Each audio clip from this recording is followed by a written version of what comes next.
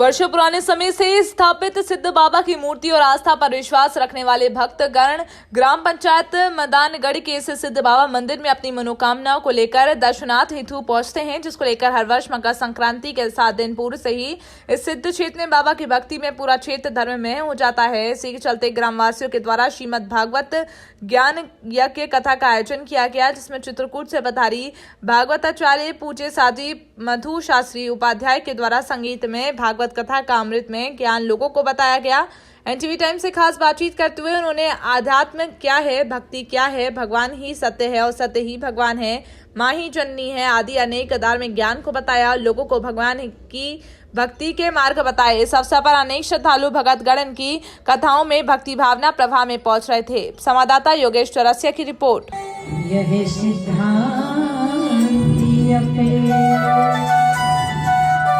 बार का मतलब अगर बोलना नहीं है तो कम से कम ऐसे करके आप बता सकते हो, समझ लें। बार का मतलब रसगुल्ला, बार का मतलब पानी। पानी को मथने से घी निकल सकता है, ये समूह चीज है ना। बार मथे घृत हो तो पानी को मथने से घी निकल सकता है। सिकता के बरु तेल, सिकता का मतलब रेत। रेत को मथने से तेल भी निकल सकता है, यह संभव चीज हो सकती है। लेकिन बिन हरि भजन नारत रही यह सिद्धांत अपेल। बार मथे घृत हो तपनी सिकता के बरु तेल।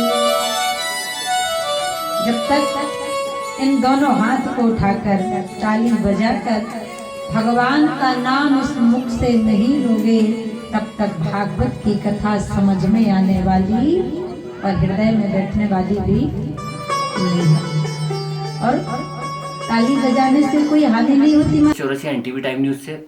और आप आज हम ग्राम पंचायत मदानगढ़ में पहुंचे हैं, जहां पर मधुश्री मालती उपाध्याय जी जो है यहाँ पर भागवत कथा कर रही हैं, और उनसे आज हम जानेंगे कि अध्यात्म क्या होता है और उन्होंने भागवत कथा की शुरुआत कैसे की। राधे राधे। राधे राधे। आप बताएं हमारे दर्शकों को कि आध्यात्म क्या है।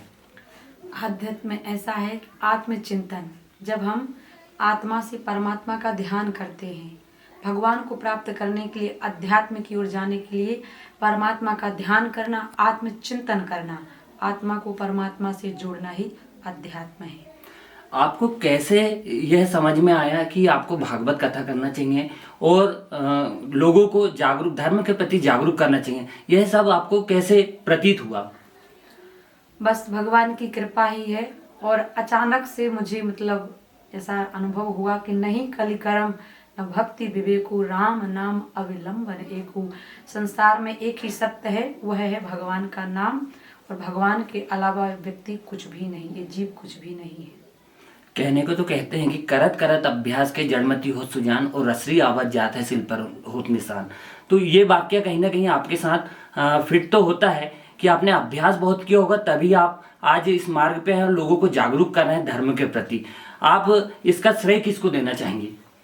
इसका श्रेय मैं अपने माता पिता को देना चाहूंगी, क्योंकि मेरे माता पिता भी धर्म से जुड़े हैं। पिताजी भागवत करते हैं और भगवान की कृपा ऐसे हुई कि अचानक से एक बार मंदिर में प्रणाम करने गए और एक संत महाराज मिले, और उन्होंने जैसे ही मैंने उनका दर्शन किया तो मुझे ऐसा लगा कि अंत में बताया गया राम नाम सत्य है, सत्य ही भगवान है, भगवान ही सत्य है, इसके अलावा कुछ नहीं, जिससे कि भगवान के बारे में संसार को अवगत कराया जाए और भगवान के नाम से ही विश्व, इस संसार, इस भवसागर से पार हो सकता है। आपका इस छिंदवाड़ा जिले के अमरवाड़ा विधानसभा में ग्राम पंचायत मदानगढ़ में सिद्ध बाबा का जो क्षेत्र है वो काफी प्रसिद्ध है, और आप यहाँ पर आए, आपको क्या महसूस हुआ? आप श्रद्धालु भक्तगणों को क्या संदेश देना चाहेंगे? जैसे ही मैं सिद्ध स्थान पर आई तो मैंने खुद, ये मेरा खुद का अनुभव है, एक दिन जैसे ही मैं सिद्ध बाबा के यहाँ दर्शन करने गई तो वहाँ पर दर्शन करने के बाद मुझे एक आनंद की अनुभूति हुई। एक ऐसा लगा कि जैसे यहाँ पर साक्षात परमात्मा का निवास है, एक ऊर्जा शक्ति का संचार मेरे हृदय में हुआ। तब से मुझे सिद्ध हो गया कि यहाँ सिद्ध बाबा का स्थान वास्तव में सिद्ध ही है, तो साक्षात यहाँ सिद्ध बाबा विराजमान रहते हैं। साध्वी जी, एक और प्रश्न है आपके लिए कि आपने कितनी उम्र जो आपकी थी तब आपने यह कथा प्रारंभ की?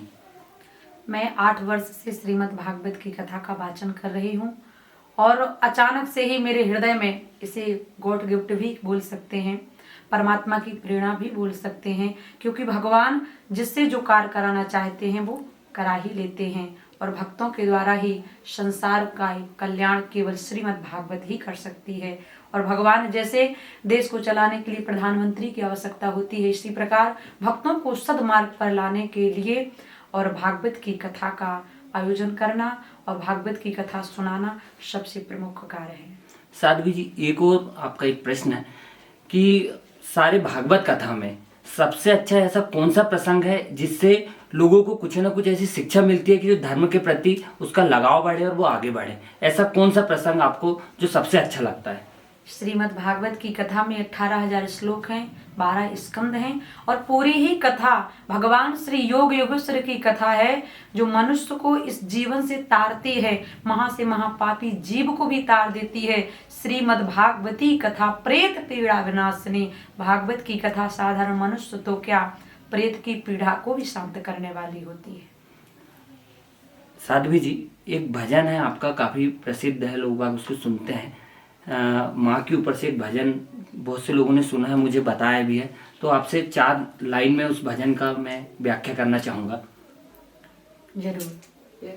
माँ की ममता से बड़ा संसार में कोई नहीं है और माँ के जितना त्याग संसार में कोई नहीं कर सकता। और माँ चाहे तो अपने बच्चे को सद्मार्ग का रास्ता पकड़ा दे और माँ चाहे तो अधर्म का मार्ग भी प्रशस्त कर सकती है। क्यों?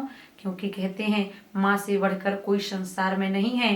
और तू कितनी अच्छी है, तू कितनी भोली है, तू कितनी प्यारी है, ओ माँ, ओ माँ।